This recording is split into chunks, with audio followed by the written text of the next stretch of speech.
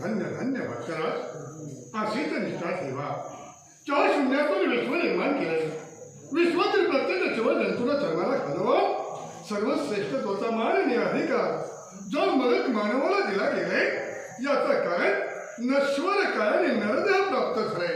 त्याच देहातही आणि धर्माचं सार्थक करून घेण्यासाठी मानवासमोर नवविधा भक्तीचा मार्ग ठेवला आणि तोच मार्ग जर प्रत्येक मानवाने जीवनात आचरणात आला असेल तर नश्वरी काया ईश्वरी चरणी लागून त्या देहातही जन्माचा सार्थक आणि मोल सुख शांती मिळते.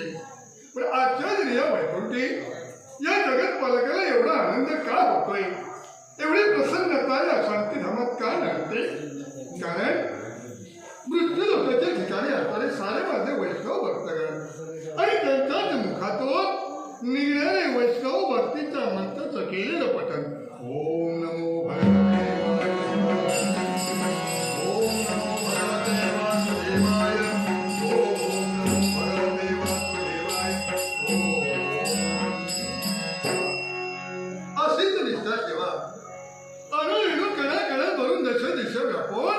दशांमुळे उरले.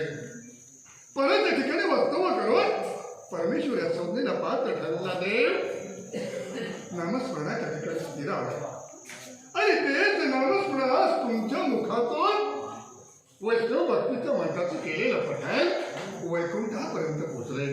भक्त राजो, तुमच्या अंतरात काय वावरतंय?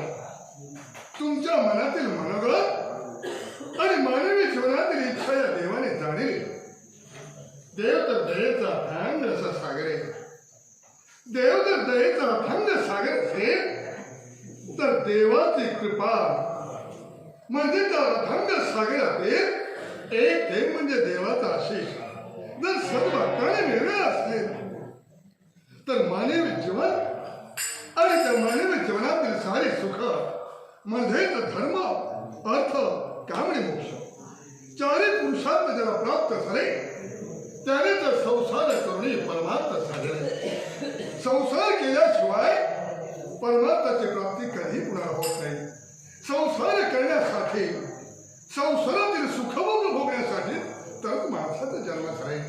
ज्याच्यासाठी आपण जन्माला आलोय तोच जन्म सार्थकी करण्यासाठी अंतरातील भाव भक्तिरूपी पुष्पाने चार जगत पालकाचे चरणे तुम्ही अर्पण केले. त्यात पुष्पाचा आस्वाद या देवाने दाखले आणि देवाचा आनंद होतोय. भक्ताला सुखी करणं हे देवाचं ब्रीद आहे. भक्त लक्षणाचे विधावले चार वैकुंठेश्वराने आपला कंठी धारण केले.